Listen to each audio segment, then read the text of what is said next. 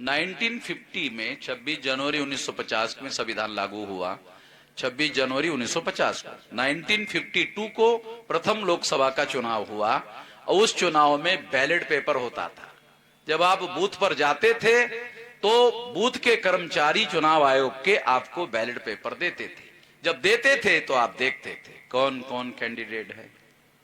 पहले आप देखते थे कौन कौन कैंडिडेट है, फिर देखते थे चुनाव निशान क्या है, गधा, घोड़ा, सूअर, कुत्ता। ऐसे चुनाव निशान नहीं होते। एग्जाम्पल देकर समझाने के लिए बता रहा हूं। गधा, घोड़ा, सूअर, कुत्ता। फिर आप सोचते हैं किसको वोट दें, किसको वोट दें, किसको वोट दें। चलो इस बार कुत्ते को वोट दे दिया जाए। तो अब वोटर एग्जाम्पल देके समझा। मतलब मेरी समस्या क्या है, तो टेक्निकल सब्जेक्ट है, ये आपको समझेगा कैसे। ताली बजाने वाला सब्जेक्ट तो है नहीं, ये तो टेक्निकल सब्जेक्ट है। अगर आपके समझ में नहीं आया तो आपका सत्यानाश है। ये तो समझाने के लिए कोशिश कर रहा हूं, एग्जाम्पल देकर, कठिन विषय को सरल बनाकर आपको समझा रहा हूं।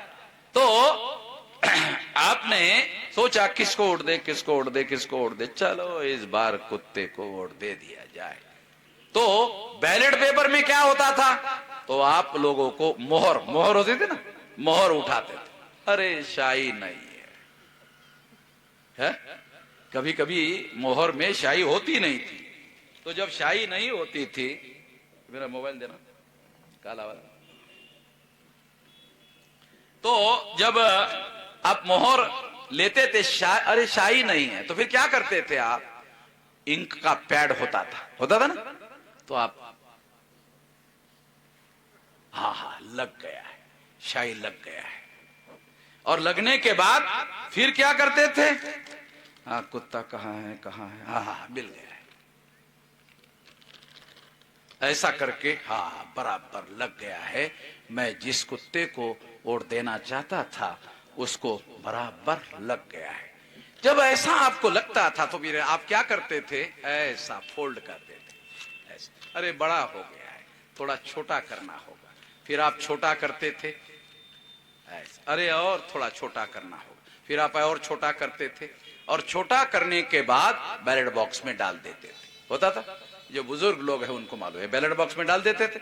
डालने के बाद आप निश्चिंत हो जाते थे कि मैंने जिस कुत्ते को वोट दिया है, मेरा वोट उस कुत्ते के नाम पर जमा हो गया है।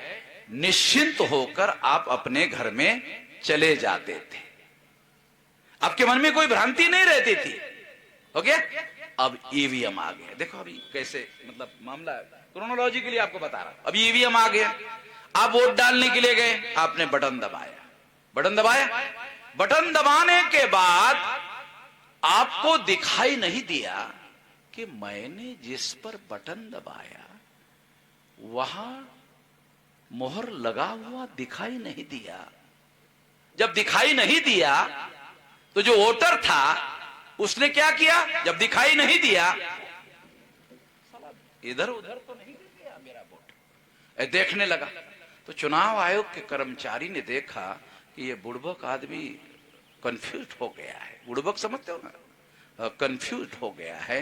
वो कर्मचारी आता है, कर्मचारी आने के बाद उसको कहता है, वोटर्स को कहता है हो गया। अच्छा, वोटर क्या कहता है, अच्छा हो गया, हाँ हो गया। कहां से आए थे, कहा इधर से, इधर जाओ, इधर जाओ।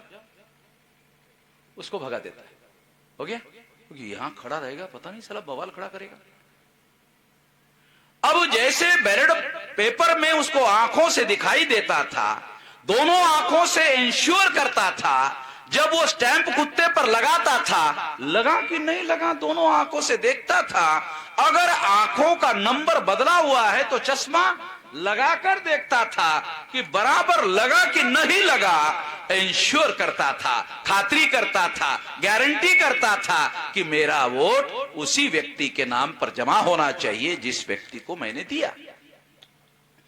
मगर ईवीएम मशीन में 2004-2009 की बात ध्यान रखो, मैं आज की बात नहीं कह रहा हूं, 2009 की मशीन, 2004 की मशीन, 9 की मशीन में जब आप वोट डालने के लिए जाते थे दिखाई नहीं देता था। जब 2009-2004 में ऐसा हुआ तो डॉक्टर सुब्रमण्यम स्वामी ने सारा डाटा कलेक्ट करके सुप्रीम कोर्ट को दिया और सुप्रीम कोर्ट ने छानबीन करके निर्णय दिया कि EVM machine free, fair and transparent चुनाव नहीं कर सकती।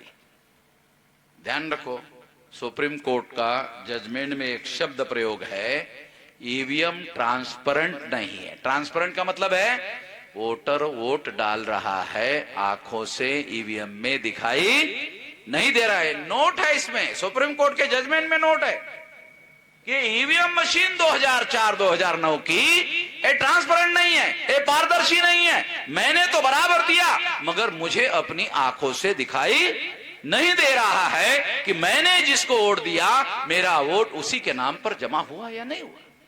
मगर आपने तो वोट दिया, आपने वोट दिया, आपको दिखाई नहीं दिया मगर वोट तो आपका मशीन में गया, ईवीएम मशीन में गया। अब विशेष बात आपको बताना चाहता हूं, ये जो बैलेट पेपर है इसका फिजिकल एविडेंस है, भौतिक सबूत है। ईवीएम मशीन में जो आपका वोट गया उसका केवल इलेक्ट्रॉनिक रिकॉर्ड है, उसका कोई भौतिक सबूत नहीं है।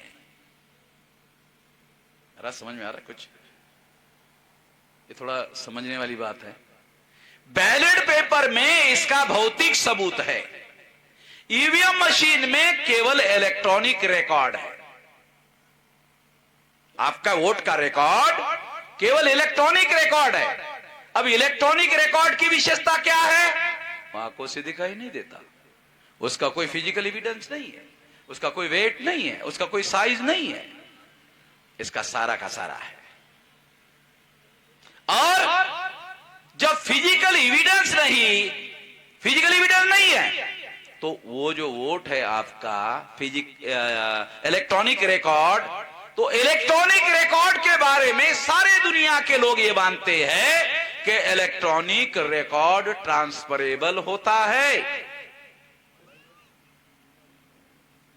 इलेक्ट्रॉनिक रिकॉर्ड ट्रांसफरेबल होता है। चलो इसको भी प्रयोग करके आपको दिखा देता हूं।